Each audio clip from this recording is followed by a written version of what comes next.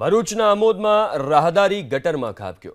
તિલક મેદાનમાં અતુલ બેકરી પાસે યુવક ગટરમાં ખાબક્યો। ખુલ્લી ગટર ઢાંકેલી હોવાથી રાહદારીને ન પડી ખબર। સમગ્ર ઘટનાના સીસીટીવી ફૂટેજ જોવા મળ્યા છે। આ દ્રશ્યો તમે સ્ક્રીન ઉપર જોઈ શકો છો કે એક રાહદારી ગટરમાં ખાબક્યો અને એ જે હિસ્સો છે એને એક કપડાથી ઢાંકવામાં આવ્યો હતો, એટલે ખબર ના પડી કે નીચે ખાડો છે, ગટર છે અને એમાં આ જે રાહદારી છે એ ખાબક્યો।